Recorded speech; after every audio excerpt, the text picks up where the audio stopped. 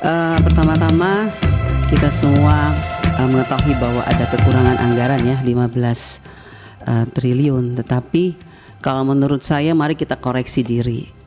Kenapa ini terjadi? Jujur sama diri kita sendiri. Anggaran yang sudah diberikan begitu banyak tahun 2024 apakah sudah digunakan dengan baik atau tidak? Jangan kalau dikurangin kita sedih, tapi waktu dikasih banyak kita tidak menggunakannya dengan baik. Kenapa saya mengatakan tidak melakukannya dengan baik? Karena sampai hari ini Pak Menteri berulang kali saya katakan bahwa masih banyak persoalan terhadap realisasi anggaran dan penyerapan anggaran APBN itu ke daerah. Baik transfer daerah, itu banyak persoalan. Mau masalah guru, sampai sekarang guru P3K yang sudah lolos P3K sampai sekarang belum dikasih SK. Provinsi NTT belum, mereka belum terima SK. Kedua, guru-guru daerah terpencil masih banyak yang belum terima juga tunjangannya.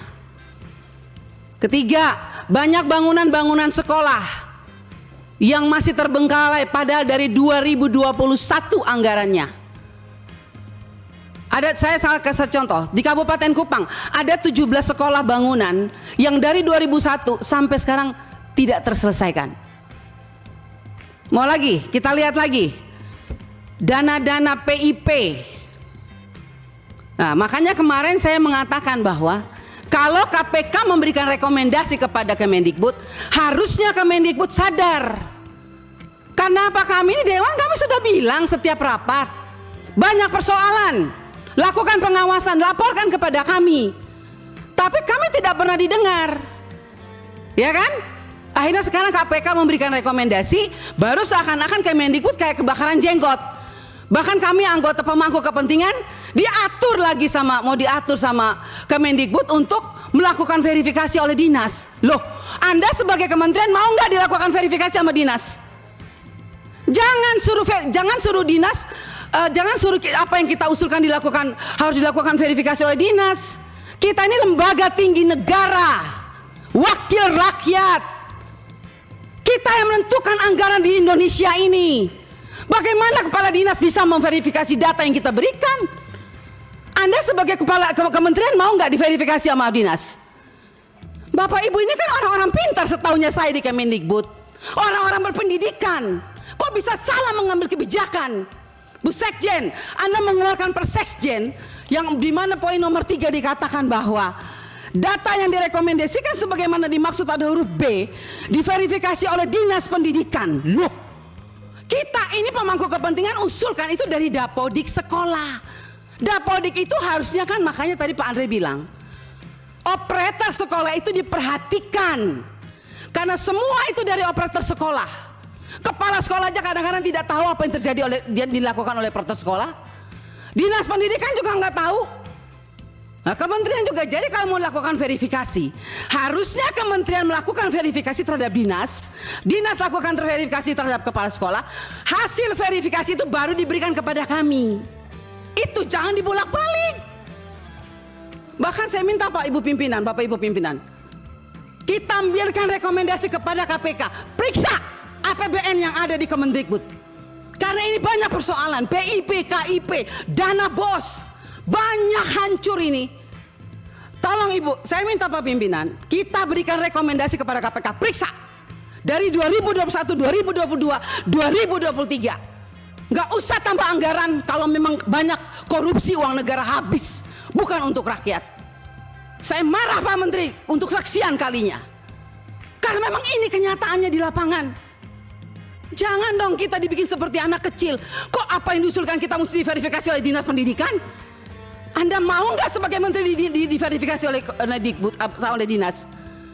Jangan aneh-aneh lah. Kalian tuh dipilih oleh presiden, harusnya berikanlah yang terbaik untuk rakyat. Semoga pembicaraan saya ini dilihat oleh presiden yang baru. Semoga presiden yang baru memperhatikan kinerja kementerian sekarang ini, memperhatikan eselon-eselon 1 yang sudah ada ini.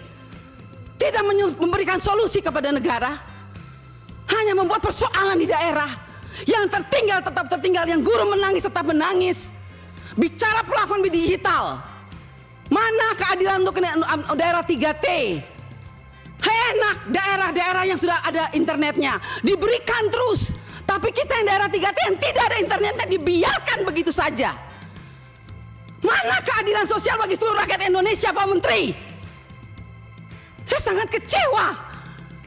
Kita sudah mau habis masa jabatan. Anda mungkin sebentar lagi habis atau Anda lanjut, saya tidak tahu. Tapi saya puji Tuhan, Tuhan dan rakyat masih memilih saya kembali. Dan sampai ini, apapun yang terjadi, kita yang terpilih kembali, kita akan tetap memperjuangkan keadilan dan kebenaran untuk kemajuan anak negeri kita. Bukan untuk kita anggota dewan, bukan. Jadi jangan aneh-aneh punya pikiran negatif terhadap wakil rakyat. Semua data-data yang kita pilih itu adanya di Dapodik sekolah. Perhatikan dong operator sekolah, perhatikan kepala sekolah, perhatikan dinas. Jangan hanya urus yang besar-besar triliunan, tapi begitu sampai di bawah tidak pernah diperhatikan. Omong kosong semua ini. Saya setuju KPK memberikan rekomendasi. Bila perlu kita berikan rekomendasi kepada KPK, periksa Kemendikbud. Biar kita lihat siapa yang bobrok, siapa yang mencintai negeri ini sebetulnya. Wakil rakyatkah atau mereka? Jangan begitu dong. Bikin persekjen memalukan, Bu Sekjen. Ya iyalah, Anda jangan senyum. Anda membuat persekjen, tidak berpikir, masa kita diverifikasi oleh dinas? Mending kalau kepala dinasnya bersih. Kalau kepala dinasnya justru yang mencuri uang PIP, bagaimana Ibu? Saya mau tanya sekarang, jawab. Apa Anda pikir semua kepala dinas bersih? Oh tidak.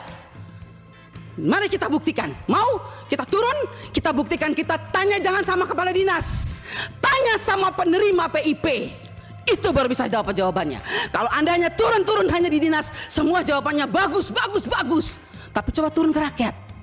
Turun ke penerima orang tua. Kalau nggak lihat itu orang tua punya air mata. Omong kosong. Nama ada, SK ada, uang nol. Sampai hari ini. Baik. Jadi kalau kita mau bicara soal anggaran, Pak, jangan ditambah. Tuhan juga tidak ingin semua uang negara ini hilang. Saya yakin dan percaya sampai ini anggaran turun. Karena Tuhan itu lihat air mata orang miskin. Jadi kalau anggaran turun jangan marah. Mungkin inilah kehendak Tuhan supaya kita koreksi diri. Stop dan bertobat. Kalau mau lihat bangsa ini baik dan lebih maju. Terima kasih pimpinan. Baik, terima kasih. Download Tribun X sekarang. Menghadirkan lokal menjadi Indonesia.